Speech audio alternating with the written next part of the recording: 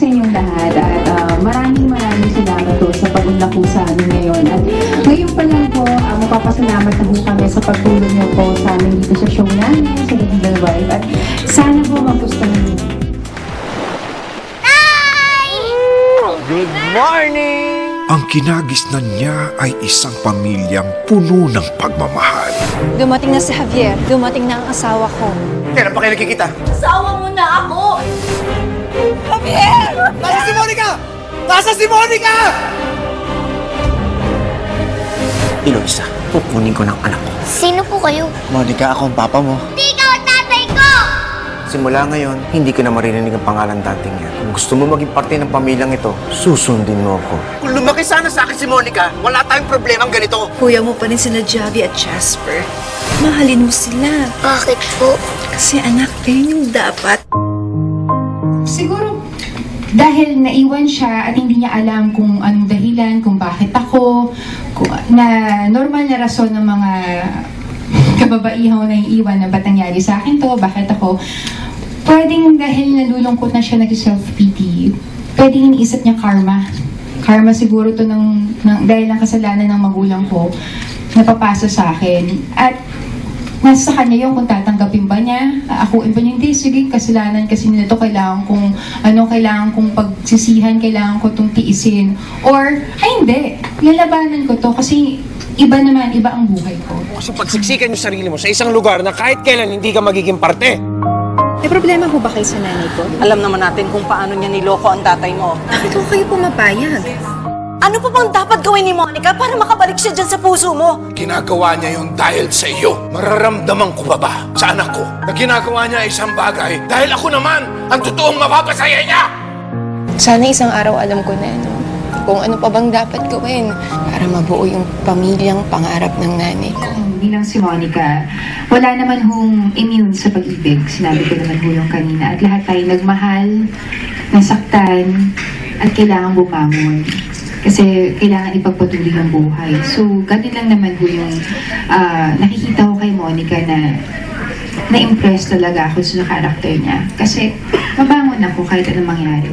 Ang hindi niya inaasahan, ang pagdating ng pag-ibig na magpupuno sa kanyang puso. Ikaw lang ang babaeng mamahalin ko. Pangako ko mamahalin kita habang buhay. Will you marry me? Oo, magpapakasal ako sa'yo. Eto lahat naman tayo makakarinig dito eh. Anong buhay may bibigyan? Monica, ang pamahay ko! Babalikan ka ni Monica. Babalikan ka niya, anak. Po kayong lahat na pag-ibig ho talaga ang weakness natin. Kasi pinaka malakas na emosyon na mararamdaman mo yung pagmamahal talaga. Dahil sa pagmamahal, pwede ka magalit, pwede ka magselos. Adrian! Mahal kita. Sama ko sa'yo. Lahat ng tao sa mundo, I'm sure, nakaramdam na ng pag-ibig, yung talagang pag-ibig na ibibigay mo, na walang hinihing kapalit, at pag-ibig na hindi mo pinipilit sa sarili mo, yung talagang nararamdaman mong mahal mo talaga yung tao. So, bilang si Max talaga very, very generous. Ang pangakong ipinaglaban ay makalimutan. Ganito kaliit ang tingin sa akin ng pamilya mo. Adrian, kasi hindi mo sila binibigyan ng pagkakataon. Kahit ano mangyari, pamilya ko sila. Ako? Ano ako? Di ba asawa mo ako? So, yun, kahit na maganda kasi sa aming mga artista, meron kami mga roles, mga characters na ginagawa. At dun sa characters namin na yun, may mga natututunan kami. So, iyon. Pwede mo akong maging kaibigan. Kakampi. I can be any woman you want me to be. Iba't ibang klase naman yung pag-ibig. Meron yung hindi tatanggapin, hindi ka mamahalin. Pero meron yung magmamahal pa rin sa'yo sa kahit anong nagawa mo. So, Si Maha, ilang best actress na nakuha niya. hindi ka Lahat, ano sinasabi niyo mga patwitams, ganyan. Pero si Maha, isa sa mga respetado at alam nating lahat na magaling umarte at mahal yung craft niya. At napakagaling niya dito sa The Legal Wife. Si Adrian, akin sa akin lang siya! Walang sayo, Nicole! Akin lang ang asawa ko! We create something as a soap opera about this intricate relationships, right? Of the wife in particular. Pakita natin talaga na kung paano ang pinagdadaanan niya. And then sa production din, meron din naman nung mga the other woman na in-interview namin. And what if ipakita talaga natin bakit?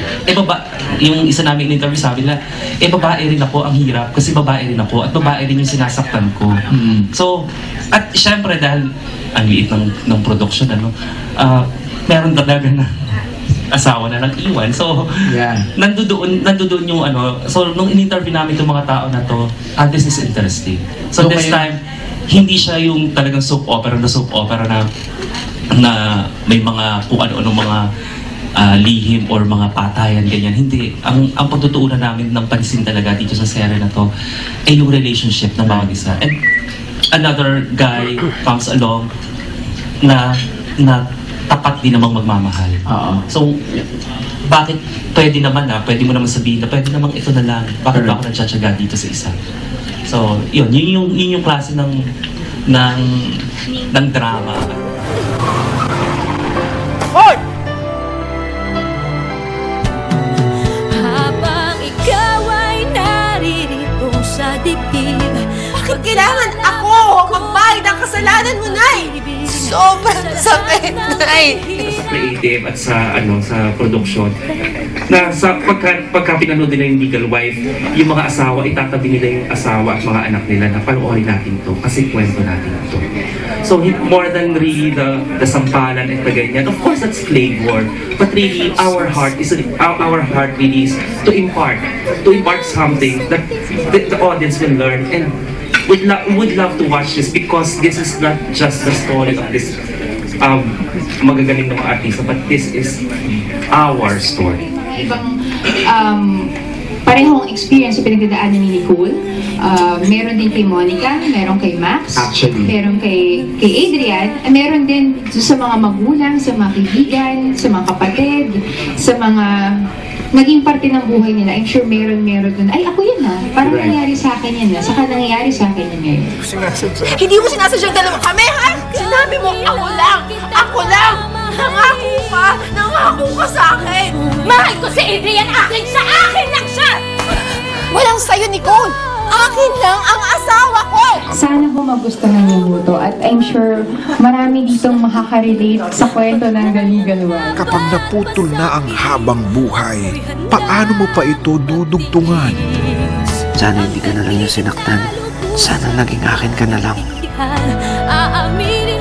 Iniimbitahan ko po kayo na sana po panoorin niyo po ang The Legal Wife sa January 27 na po. Isang kaabang-abang na story ang kailangan niyong mapanood. So maraming salamat. Iniingatan, inaangkin, ibinibigay, ipinaglalaban.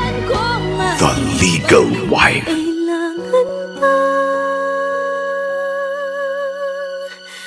Tanungin